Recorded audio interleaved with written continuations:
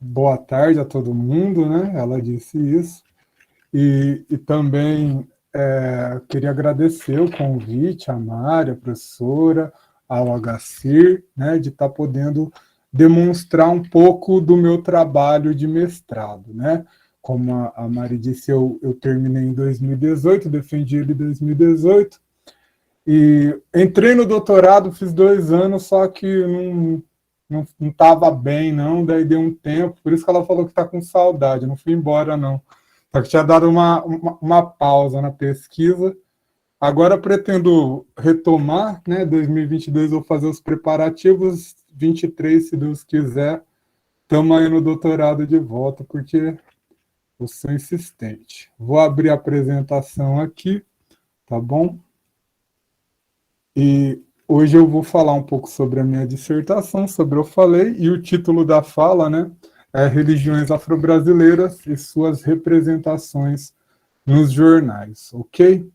Então, essa apresentação, ela foi tirada da minha dissertação, né, o título a Mari falou, e a pesquisa, né, essa dissertação, ela é dividida por 3 objetos principais. São as obras memorialistas sobre o passado da cidade, né? Há também um mapeamento e visita de campos a locais e lideranças religiosas, e a identificação e análise das referências às religiões afro-brasileiras em O Diário. Hoje a gente vai assistir, né? vai ouvir, melhor dizendo, vai conversar principalmente sobre esse terceiro tópico aqui, embora eu dê algumas pinceladas, digamos assim, sobre os 2 outros temas, certo? Bom, seguindo adiante, né, eu preciso contextualizar vocês sobre Maringá e o que eu percebi na questão religiosa da cidade, da história das religiões na cidade, né? Para isso eu recorri à bibliografia acadêmica a respeito, né, mas também as chamadas obras memorialistas, que foram minha fonte e, de certa forma, uma referência sobre o passado da cidade, ok? O que é uma obra memorialista, né? O que eu estou chamando disso? São aqueles livros, aquelas produções sobre o passado de Maringá, mas que elas não foram produzidas dentro de uma pesquisa historiográfica, certo? Então, é a pessoa ali, às vezes um jornalista, um advogado, alguém que gosta de escrever, que decide escrever sobre o passado de Maringá, né? Selecionei para discutir, né? 5 obras, tá? E está aqui elas em destaque, acredito que vocês já tenham visto. E o que eu trabalho na dissertação a respeito desse tema, né? E daí eu pretendo dar algumas dicas na minha fala sobre metodologia, teoria, de maneira leve, para quem está começando a entender, meio que passo a passo, como que eu fiz o meu trabalho, né? Então, selecionei essas obras sobre o passado de Maringá e procurei referências às religiões afro-brasileiras dentro delas. Tinha, na maioria não, né? E eu já vou adiantar que essas 4 últimas não, essa primeira, uma breve referência de heterogeneidade religiosa, certo? Aqui nas outras, muito pouco em relação a isso. E as religiões afro-brasileiras, nada, né?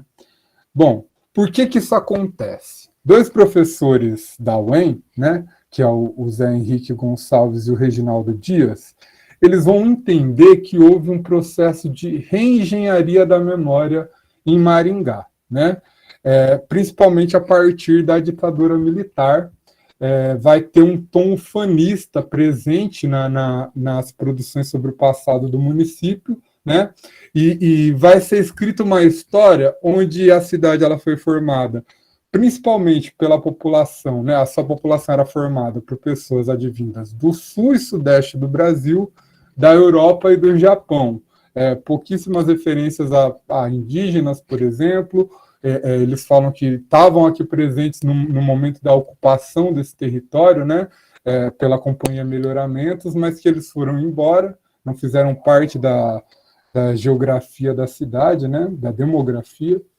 E sobre pessoas do Nordeste, Norte do Brasil também não são feitas muitas referências, a não ser assim um excerto tímido sobre, né? Quando na verdade nas primeiras levas de população de Maringá estava bem presente ali pessoas migrantes vindos do Nordeste do Brasil, certo?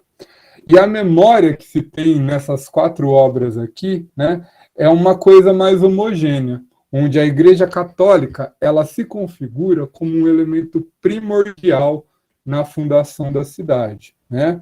Construída por meio de aspectos selecionados, ela foi planejada. E principalmente, uma coisa que eu acho muito importante para entender essa relação entre religião e Maringá, né? Ela foi resultado de uma associação entre elite político-econômica e a igreja, né? Com a igreja ali trabalhando para poder sanar as principais carências básicas. Então, a igreja, nesse começo de Maringá, ela fazia muitas vezes do papel do Estado, que é de dar educação, ela que construiu a primeira escola, as primeiras escolas de saúde, ela construiu o primeiro hospital aqui em Maringá, foi a Igreja Católica, né?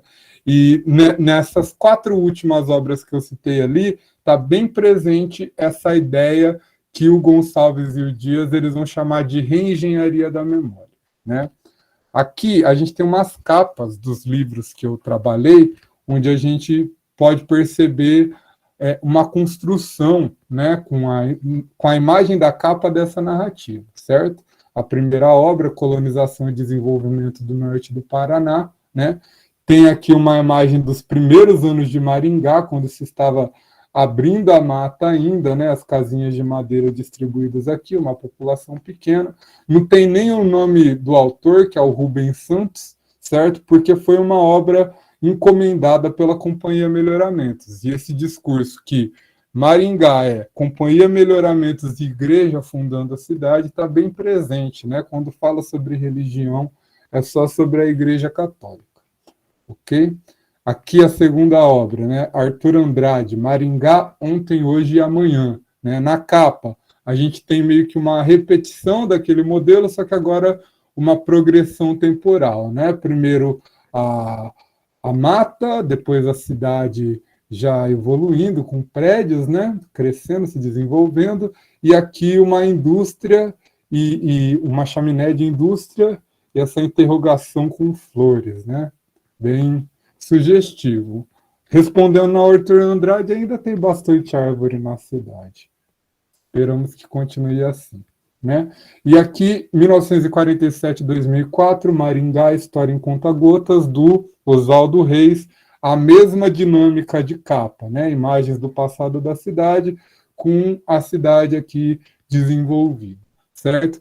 O cara que fica de fora dessa lógica de engenharia social, ou de engenharia da memória, é justamente, né, aqui a igreja que brotou da mata, do Orivaldo Robles, o padre de Maringá, e aqui a capa de Terra Crua, do Jorge Ferreira Duque Estrada, certo? Que é a primeira dessas obras memorialistas, ele escreve sobre a primeira eleição da cidade, principalmente, né?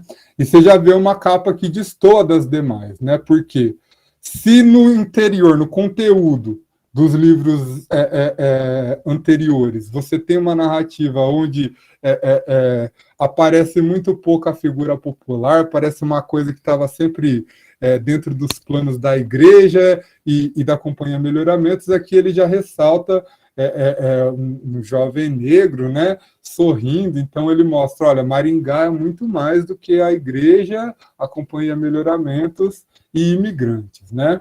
E o livro do Terra Crua, né, ele não diverge apenas na imagem da capa, certo?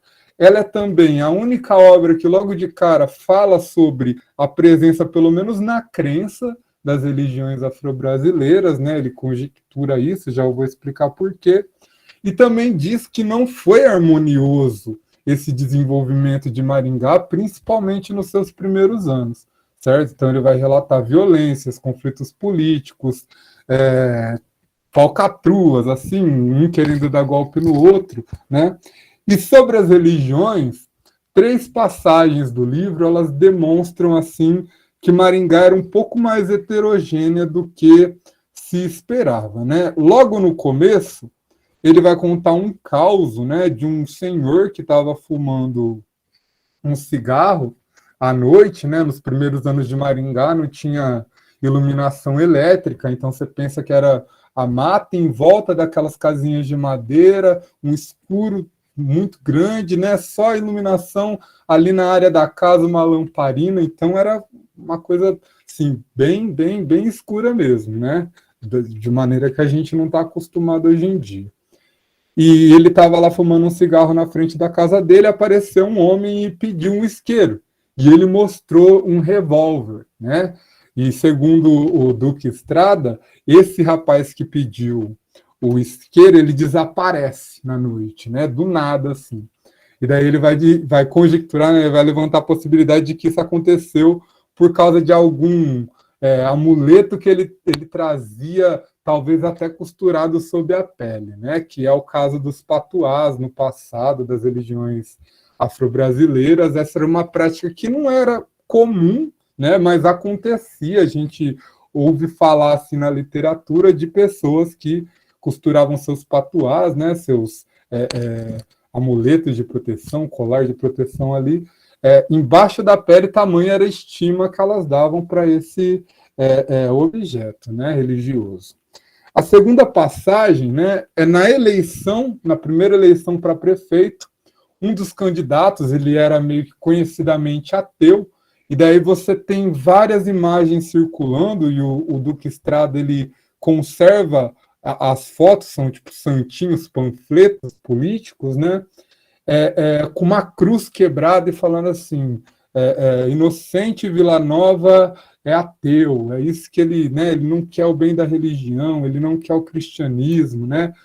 Então essa é a segunda referência dentro da obra As Religiões, que já mostra uma heterogeneidade, né? E a terceira diz respeito, o Vila Nova, esse candidato, ele ganhou, né? E ele foi impeachmentado também, né? E dentro do processo de impeachment dele, entre as denúncias, estava uma doação que ele tinha feito para uma instituição privada, e era um centro espírita.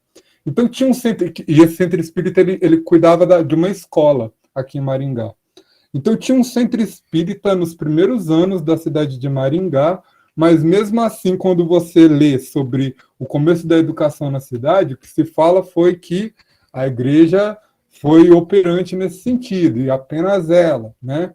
Quando você ouve falar sobre, ou vai ler sobre religiões, as primeiras religiões de Maringá, está lá a Igreja Católica como hegemônica até 1970 e tanto, quando constroem o primeiro templo protestante, certo? E o Duque Estrada, que escreveu em 1961, é talvez a obra memorialista mais antiga sobre o passado de Maringá, ele dá uma versão bem diferente disso, né? E por que depois essas diferenças elas não foram exploradas? Justamente por causa desse processo de reengenharia da memória que os professores Zé Henrique e Reginaldo relatam, né? Isso não é por acaso e nem acontece de maneira orgânica, certo? A igreja, quando ela manda, por exemplo, padres para cá, manda ordens religiosas para cá, eles tinham já a ideia de tornar essa uma região católica, e depois a gente vai mostrar um pouco mais de evidência sobre isso, certo? E a dirigência da Companhia Melhoramentos, né, cujos descendentes são, por exemplo, lá o Silvio Barros, que já foi prefeito de Maringá, né, o seu pai, que também se chamava Silvio Barros, o Ricardo Barros, que hoje é ministro da Saúde, né, eles estão entre os dirigentes da Companhia Melhoramentos. E já naquela época, e durante toda a história da companhia, esse pessoal era conhecido por ser, assim, católico e muito conservador, certo? Durante a época da ditadura isso ficou mais claro. Esses autores, eles exploram um pouco melhor isso, não apenas nessa obra de 2014, mas em outras também, certo? Quem tiver curiosidade. E daí, gente, eu estou falando aqui sobre Maringá, né? Mas essa é uma relação que você pode observar em outras cidades, né? Em outros contextos também, certo? Então, olhar para essa produção do passado, que não está ligada à academia, e ela também, mas principalmente essa que não está, ajuda bastante a você perceber, né, historicamente, como esse passado ele foi pensado e por quê, por quem, né, são questões valorosas na hora da pesquisa. Bom, olhando para essas diferenças nas obras memorialistas, né, eu concordo com o Henri Rousse que a memória ela é coletiva, sim, né? Existe uma ideia de memória coletiva, um pensamento sobre o passado de uma cidade, um país, que ele é mais ou menos ali coletivamente compartilhado, certo? Mas ele é também fragmentado. A memória ela vai ser sempre fragmentada e essa parte do fragmento, né? Cada fragmento é um indivíduo, uma família que constrói, né, a sua própria representação do passado, né? Esse passado ele nunca é só do indivíduo, quando a gente está pensando uma cidade, essas obras que escrevem sobre o passado da cidade, ela nunca é só sobre a pessoa, mas ele está dentro de um contexto familiar, social, né? Dentro dessas relações de poder que a gente precisa dar uma olhada, e que eu procurei dar uma olhada na minha pesquisa, né? Justamente para perceber essas relações de poder na escrita sobre o passado da cidade, certo? E daí, né, só deixa eu ver uma coisa aqui, se eu não errei, não. Tá. E daí, dentro dessa cidade, cujo passado é construído a respeito, né, sobre a ideia de uma hegemonia católica, sobre um passado que é organizado, que ele tem um ritmo ali sempre parecido, né, sempre o mesmo, que as coisas vão acontecendo conforme o esperado, né? O Diário do Norte do Paraná, ele é um jornal que cresce nessa atmosfera, né? E para entender, então, olha só, eu vou falar sobre a representação das religiões afro-brasileiras no jornal Diário do Norte do Paraná, certo? E aqui primeiro, né, eu estou dando essa explanada aqui, gente, porque, né, talvez tenham pessoas começando a pesquisa e tal, são clichês historiográficos que a gente precisa ter sempre em mente, né? Então, para quem está começando, talvez seja importante ouvir isso, né, essa recapitulação. Eu vou falar sobre as representações das religiões afro-brasileiras no jornal. Para isso, eu olhei sobre o passado escrito da cidade, vou olhar para o passado do jornal, né, e perceber se existe uma correlação, né? O jornal ele foi criado há mais ou menos 40 anos atrás, ele abriu falência, decretou falência em 2019, encerrou suas atividades. Hoje o Diário é só um blog, né? Mas antigamente era um jornal de grande circulação. Não tinha um lugar em Maringá que você passava que você não encontrava um exemplar do Diário, né? Já teve bastante prestígio. E esse livro, que é uma biografia do jornal, né? Ele tem esse título, Diário do Norte do Paraná, saga vitoriosa de um jornal, né? E dá para perceber que o jornal ele tem uma influência na cidade, porque os patrocinadores são empresas conhecidas da cidade, já antigas, né? E os políticos que patrocinavam, né? Eles são tradicionais de Maringá também. Tem lá o Ricardo Barros, a esposa dele, Silva Borghetti, que já foi governadora do Paraná, né? Tem também o Luiz Nishimori, se eu não estou enganado, né?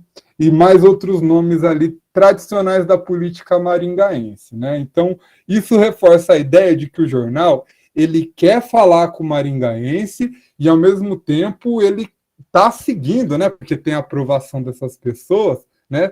Ele está seguindo essa ótica da Companhia Melhoramentos a respeito da sociedade, certo? De como eles gostariam de planejar essa cidade. Ah, mas a Companhia Melhoramentos, ela já não planeja a cidade, né? Como a gente destacou no começo, né? Ou agora há pouco, melhor dizendo, o Silvio Barros, né? O Ricardo Barros, todo esse pessoal, eles são descendentes diretos da companhia, né? O dinheiro que eles têm, que eles investem em política, e são personagens que estão na política maringaense há muito tempo, né? Desde o começo, certo? Embora a companhia ela não esteja em atividade, aqui em Maringá, né? os seus efeitos, né, e o seu planejamento, ele foi executado há muito mais tempo do que o período de vida da companhia, né? E o diário, ele é escrito para agradar esse pessoal, e agrada, certo? Não é uma crítica, é uma leitura, ok? Bom, como que surgiu o jornal? Surgiu a partir de dois sócios, né? O Samuel Silveira e o Joaquim Dutra, certo? Eles entram, primeiro, eles conduzem a Rádio Cultura, é fundada por eles dois, né? A Rádio Cultura AM 1390 existe até hoje, né? Como eles estavam fazendo uma boa administração, o Dom Jaime, que era o bispo da cidade na época, chama eles para poder fazer um jornal, que vai ser a Folha do Norte do Paraná, né? Esteve em circulação também durante muito tempo, que seria o primeiro jornal episcopal do sul do Brasil, ou seja, o primeiro jornal da Igreja Católica no sul do Brasil, né, em 1964. Essa parceria entre os três dura 10 anos, até que um dos sócios compra uma impressora gráfica de valor muito alto para o Dom Jaime, que decide expulsar eles do Folha do Norte do Paraná. E os dois, já que, né, eles já tinham comprado o negócio, vão fundar o seu próprio jornal, que vai ser o Diário do Norte do Paraná. Apesar dessa dissidência, né, esse pessoal ainda ia ser amigo do Dom Jaime, certo? Eles ainda tinham boas relações. Tanto é que hoje a afiliada da TV Globo, que se chama aqui no Paraná TV Cultura, né? Antes era TV Cultura, hoje é RPC, mas quando começou, ela foi construída, né? Ela foi fundada pelo Dom Jaime, mais o Samuel Silveira e o Joaquim Dutra. Então, apesar da dissidência, eles se mantiveram numa parceria, certo? E daí a gente percebe, né, que as coisas não são por acaso. Então, existia um plano da igreja de transformar essa região num espaço da religião católica, certo? Quando você vai fundar um jornal episcopal, quando o bispo ele exerce essa influência na comunicação, né? Apoiado pela Companhia Melhoramentos, que é uma das grandes patrocinadoras tanto do Folha do Norte do Paraná quanto do Diário depois, certo? No comecinho. Então você percebe que existe aí uma relação, o Diário ele sai dessa relação, certo? A maior parte do tempo, o jornal ele foi coordenado, foi gerenciado pelo Frank Silva, né, até 2019, quando o periódico decreta a falência, né. Dessa história do jornal, essa relação com a Igreja Católica e com a Companhia Melhoramentos, a gente pode perceber que é muito forte, né. Eu utilizo isso, essa constatação, para poder mostrar o quê? Que o discurso que a gente percebe na chamada reengenharia da memória, lá das produções sobre o passado de Maringá, ele está presente no cotidiano por meio do Diário do Norte do Paraná, certo? Esse processo de fazer um passado de Maringá e fazer um cotidiano, a comunicação em Maringá, ela é absorvida por esse grupo, ela é controlada por esse grupo, né? Lógico que haviam concorrentes, mas durante muito tempo os principais nomes da comunicação em Maringá e na região eram justamente pessoas físicas, né? Mas que estavam de alguma forma ali ligadas com a igreja e com a Companhia Melhoramentos. Então era de se esperar, tendo em vista isso, que a linha editorial do jornal seguisse nesse sentido. Deixa eu dar uma olhada aqui que horas são. Beleza. Ô, caramba, saiu minha apresentação. Só um pouquinho.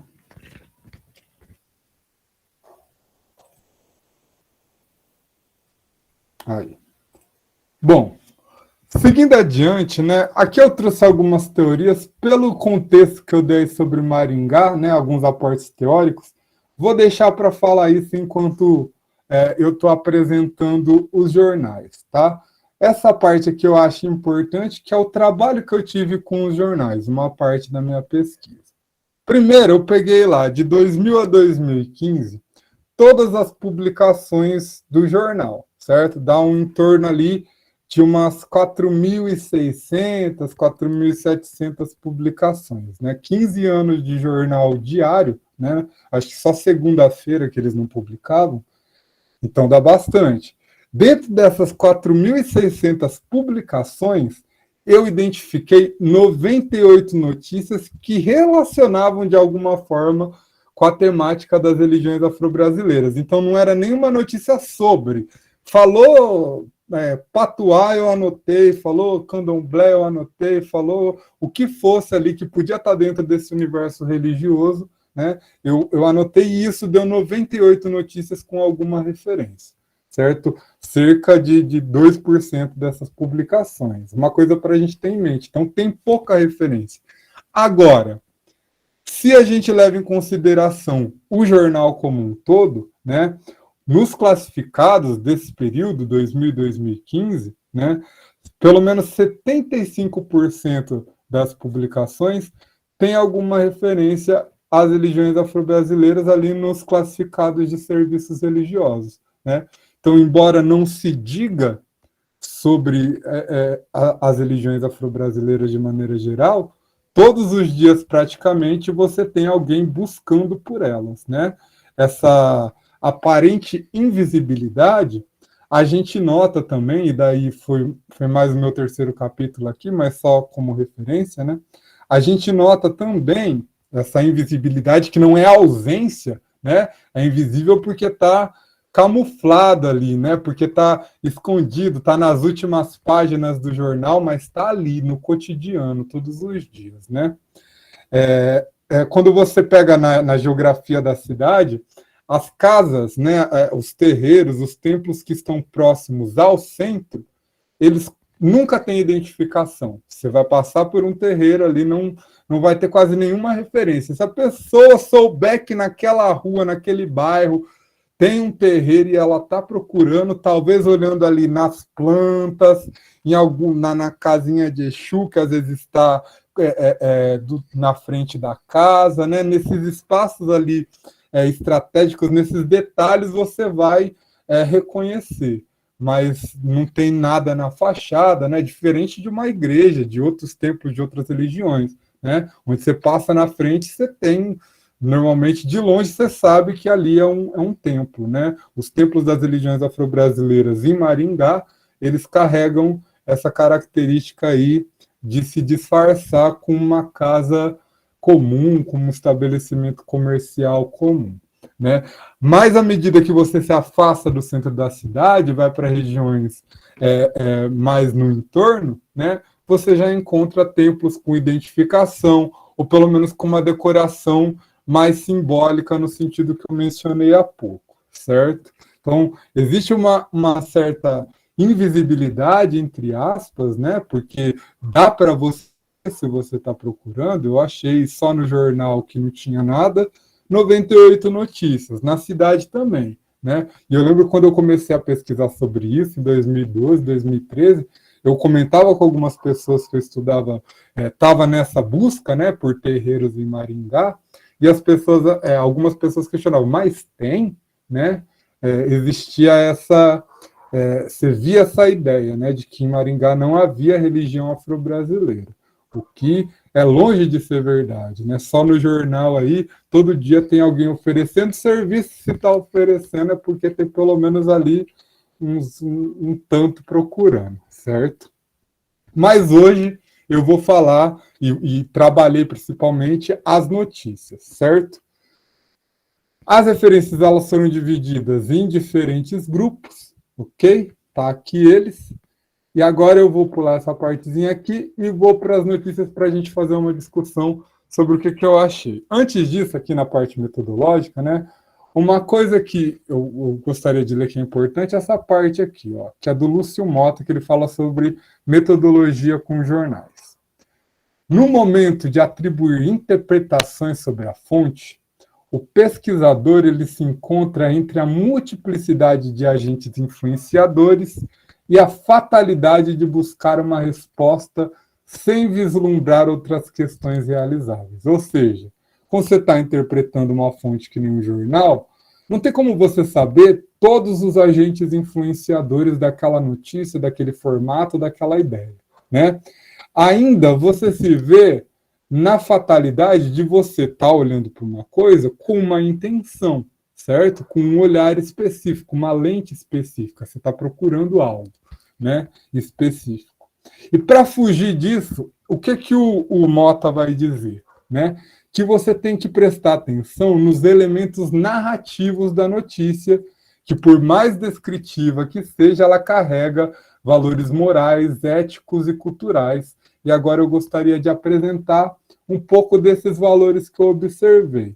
Primeiro, nas notícias externas, que são as notícias que o diário não escreveu, ele pegou de outro veículo de mídia, certo? E republicou. A gente tem uma ideia de que as religiões afro-brasileiras, elas são exóticas, né? Ou distantes, elas não fazem parte ali do cotidiano de Maringá, né? O que é inadequado, né? Por quê? Porque elas são parte da história do Brasil. Não tem como você estar na base da história de um país e ser exótico para ele ao mesmo tempo, né? Mas se vende essa ideia novamente, né? Com o estímulo de que as religiões afro-brasileiras elas são raras ou elas não existem em certas regiões do Brasil, certo? Então, nessas notícias externas, como esse exemplo aqui, ó, é uma matéria em publicidade, né, de uma agência de turismo, provavelmente, onde vai dizer assim, ó, a cultura africana enriquece ainda mais o exotismo e a magia que a Bahia exibe, com orgulho ao mundo. Ela transpira através da música bem ritmada, da culinária picante, da religião, o candomblé, da dança sinuosa e sensual, das roupas e turbantes multicoloridos e tal, né? Então, eu vou dizer, desses tópicos aqui que ele colocou, dessas características, acho que todos, ou talvez não, na verdade é que a dança sinuosa sensual, depois ele vai falar que é a lambada, né? Relação entre lambada e religião afro-brasileira eu não encontrei, né? E eu dei uma procurada. Agora, todas essas outras características aqui, né? A gente pode ver uma relação com as religiões afro-brasileiras, né? E daí essa ideia de exotismo e de magia, elas são um pouco complicadas, né? Observando essa narrativa do jornal. Aqui um outro exemplo de como as religiões afro-brasileiras elas são utilizadas para dar destaque, para chamar atenção, mas isso não é aprofundado, né? Aqui esse paniquete Juju Salimene, e aqui no texto, embora esteja borrado, está falando que essa fantasia de carnaval dela representa uma pombagira, certo? E daí eles lançaram isso na capa, é uma chamada da capa. Depois você vai ver a notícia, não tem nenhuma referência à religião afro-brasileira, a não ser assim, falando qual era o tema da Mancha Verde aquele ano, ponto, certo?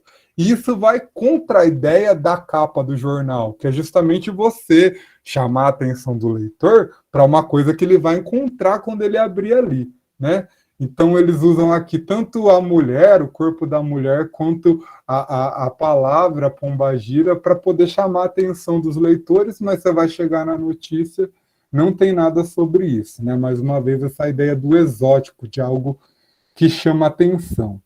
E, por fim, né, essa imagem aqui estava dentro de uma matéria que falava sobre a São Paulo Fashion Week. E a matéria ela tinha ali umas 4 colunas, e um parágrafo falava sobre esse ensaio, né? E ainda dizia assim que as pessoas elas estavam com medo de passar perto do stand da M-Office por causa dos pratos de macumba, como eles escreveram, né? E das imagens religiosas que vocês podem ver.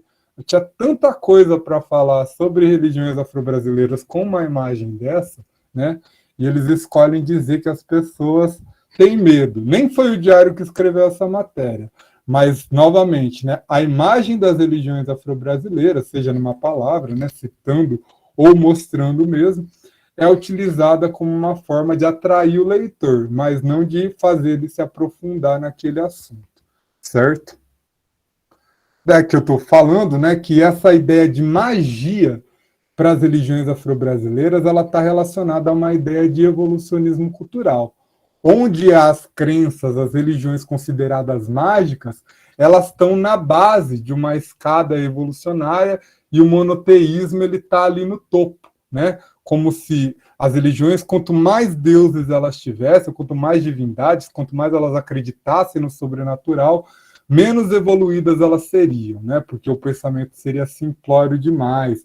Você achar que você pode fazer mal ou bem para alguém porque você fez ali um, um rito, né? Um despacho, um ebó, alguma coisa assim. Esse sistema de tomar lá da cá, como se o santo o orixá ele precisa de você dando coisa para ele, para fazer alguma coisa para você, né?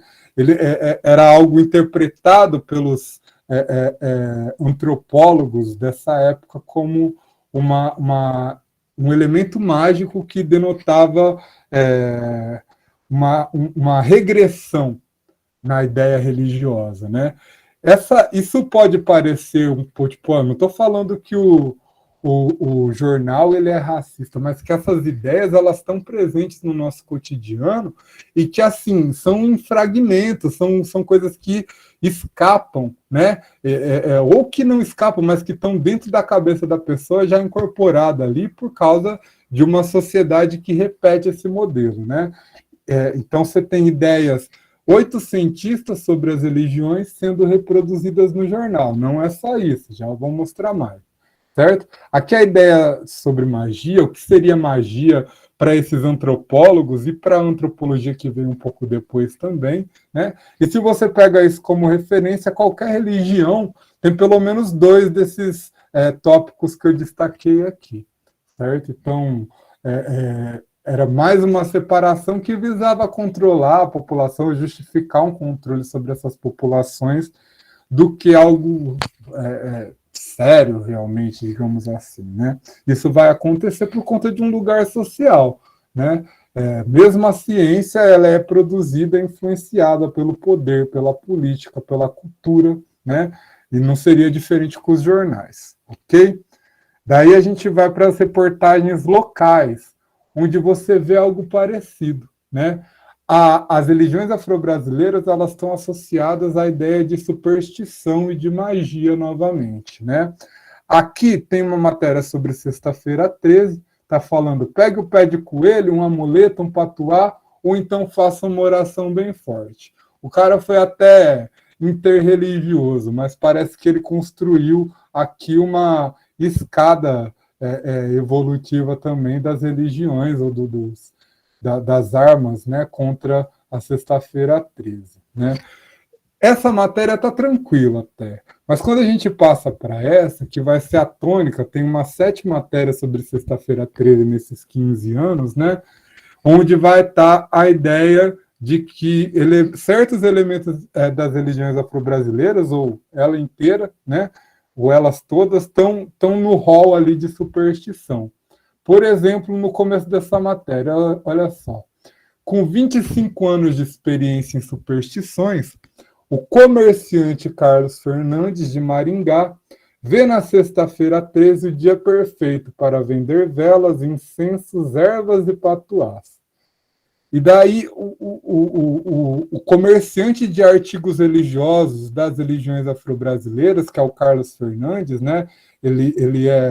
Ele era, não sei se ainda está em atividade, mas dono da loja Quebra-Galho, que tem ali no centro da cidade, e ela vende artigos de Umbanda e Candomblé, principalmente, né? E o texto fala que o cara ele tem 25 anos de experiência em superstições, né? E coloca a vela, incenso, erva e patuá como exemplos dessas superstições aqui. O banho de erva, o pó de axé africano, né? Tudo isso são instrumentos ali supersticiosos para a Sexta-feira 13. Né? Uma ideia bem evolucionista da religião, né? Porque a pessoa não acredita no que eu acredito, ela acredita numa religião de matriz africana, né? Por ter esse escopo, seria uma religião inferior, né? Não podendo nem ser chamada de religião, mas de superstição, certo? A ideia, como eu disse, não é determinar quão racista ou intolerante o diário seja. Até porque, para leitores não familiarizados, né, boa parte desse conteúdo passaria despercebido, a maior parte dos termos ali, né? E no caso das religiões afro-brasileiras, se a gente for fazer um resumo, até agora o jornal representou elas de que forma? Ou elas são exóticas porque distantes, não estão presentes na cidade, nessa região, está lá na Bahia, né? Ou engraçadas porque atrasadas, né? Então, essas matérias de sexta-feira 13, também tem sobre Ano Novo, né? Elas sempre trazem um conteúdo sobre religiões afro-brasileiras, mas no sentido de humor, né? Olha que engraçado fazer isso no Ano Novo, olha que engraçado as pessoas na sexta-feira 13 indo procurar um patuá, né? Ou então elas dão medo porque assombradas, né? Então tem uma matéria, por exemplo, sobre o cemitério dos caboclos, que é um local sagrado para muitas religiões afro-brasileiras aqui da cidade, né? Muitas lideranças religiosas utilizam esse espaço para você, para deixar ali um despacho, né? Para fazer um trabalho.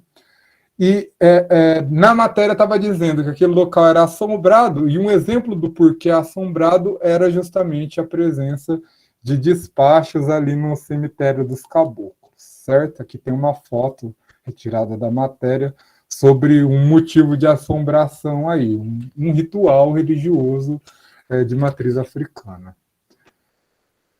E daí a gente vai para uma parte que isso muda um pouco, né? Aqui eu procurei demonstrar, essa não foi só minha pesquisa, tá, gente? Mas uma parte dela. Eu procurei demonstrar, dentro dessas referências às religiões afro-brasileiras, como elas estão sobrecarregadas, né, de um repertório conceitual que remete a essa ideia oitocentista da ciência sobre o evolucionismo religioso, né? Isso era compartilhado na ciência oitocentista, mas foi respaldado pela sociedade, inclusive pela igreja, né? Em 2001, quando estava saindo a novela Porto dos Milagres, tem um texto, né, que o Murilo Krieger, que era o bispo na época e hoje ele é cardeal, né? Era arcebispo e hoje ele é cardeal. Ele deu um Ctrl-C, Ctrl-V de um texto de um padre mineiro que chamava as religiões afro-brasileiras de regressão religiosa, certo? Então era uma ideia presente, né? Não só nesse repertório conceitual, mas uma opinião compartilhada pelas pessoas mais ou menos ali, né? Quando isso muda, isso eu chamo a atenção também, né? Quando o jornalista, o repórter, ele entrevista uma liderança religiosa, né? Aqui no caso do Vidente Mário, a gente vai ter uma entrevista de 10 páginas, certo? Só essa entrevista, ela tem mais referência à religião afro-brasileira, tem mais conteúdo no sentido de quantidade do que todos os outros grupos de notícia que eu analisei, ou seja, do que todas as outras 97 matérias que eu destaquei, certo? Referência à religião afro-brasileira. Tá aqui, ó, pega uma página inteira, né, para vocês terem noção, né? E dentro dessa entrevista não é utilizado de maneira nenhuma o termo superstição, o termo magia, né? Você percebe um respeito por parte do repórter nas perguntas que ele faz, né? Não tenta acuar de nenhuma forma o Vidente Mário, que é um pai de santo, né? Mas esse termo não é utilizado, então aí tem algumas estratégias, né, para você disfarçar a coisa ainda, embora ela esteja evidente, né? E essa invisibilidade, né, digamos assim, ela meio que acontece aqui também, que ao mesmo tempo que ele é um pai de santo, tá aqui os búzios, né, uma roupa característica, na matéria em nenhum momento, apesar de dizer que ele é do candomblé, ele é chamado dessa forma, ou de babalaô, né, é sempre vidente, certo? Talvez o próprio Mário, né, tenha querido dessa forma. E daí, quando tem esse contato, parece que a ideia evolucionista ela desaparece, certo? Poderia ser por uma questão da matéria, por exemplo, a gente vê aqui, ó, crendices e superstições preparam um ano bom. Entre as crendices e superstições está pular 7 ondas ou um banho de ervas, né? que já apareceu outras vezes aí como superstição e como relacionado às religiões afro-brasileiras no jornal, né? E daí quando ela vai conversar com uma mãe de santo, que é a Ruth, a dona Ruth, eu cheguei a conversar com ela, né? Daí não, daí vai ser 2005, ano de Ansan, né? Daí, ó, quem acredita que determinados rituais podem trazer bons fluidos, né? O tom de humor ele some na hora, né? Quando você tem um representante ali falando. E o que eu vou dizer, né, na minha dissertação, é que historicamente a gente pode pensar que essas diferenças elas vão sendo sublimadas no cotidiano com esse contato, né? Lógico, esse discurso contra as religiões afro-brasileiras, que não é de agora, contra a cultura africana, né? Ele vai estar no repertório conceitual, mas ele some quando você está em contato com uma pessoa dessa religião, né? Ou tende a desaparecer. Por exemplo, né? E daí eu fiz um teste aqui com o mesmo jornalista. Em 2006, o Fábio Massalha ele está falando sobre uma apresentação que traz o samba, né? Mas a versão angolana dele, né? Ou seja, uma raiz angolana do samba, que seria o semba, e ele vai dizer, ó, que o autor ele vai se referir ao candomblé enquanto culto anímico, né? Uma referência ao animismo. Esse é o único termo que ele utiliza ali que eu interpreto enquanto negativo, certo? Só que, olha só, em 2002 ele fez uma entrevista com a mãe Lourdes, foi na casa dela, né? E em nenhum momento ele usou animismo para poder se referir à religião afro-brasileira, nem a mãe Lourdes enquanto uma animista, né? Pelo contrário, ele se torna um pouco animista, né? O que é animismo? Animismo é a crença de que a natureza, a pedra, a árvore, elas são espíritos, elas têm uma certa vida, né? Um comportamento espiritual. E daí ele escreve assim, ó, uma rara oportunidade aconteceu quando nos foi permitido fotografar a casa de Ansan. Ao chegar na porta, mãe Lourdes saudou o orixá e a resposta foi uma forte brisa, axé. Né? Então, por ter esse contato, o cara que olhava para o candomblé chamava de anímico, mesmo, né? Ele tem mestrado, ele é um jornalista com experiência, o Fábio Massalha, né? Talvez ele soubesse que não seria o melhor termo. Quando ele chega para conversar com a mãe Lourdes, ele tem um pouco mais de desconfiômetro. Então, talvez o que a gente pode pensar, né, é que essas políticas públicas, por exemplo, que denunciam termos pejorativos, que reclamam sobre isso, que uma parte da população chama de mimimi, né? É justamente o que a gente precisa para ir se descolando desse passado racista sobre as religiões afro-brasileiras, certo? E daí, minhas conclusões. A gente percebe nas representações do diário a sobrevivência de ideias oitocentistas acerca de um evolucionismo religioso, né? Mas também eu percebi, o papel que o contato exerce na sublimação de preconceitos e diferenças construídas nas relações e disputa de poder do passado e presente. Por quê? Porque as religiões afro-brasileiras elas desaparecem de Maringá, no sentido da invisibilidade, por conta de uma engenharia ali da elite política e econômica da cidade. Do Brasil, a mesma coisa, né? E você vê esse preconceito diminuindo quando a pessoa tem o cuidado na hora de se referir, de conversar com alguém que representa aquela religião, né? Então, acho que é isso que eu queria passar na apresentação de hoje. Espero ter cumprido com esse objetivo, tá bom?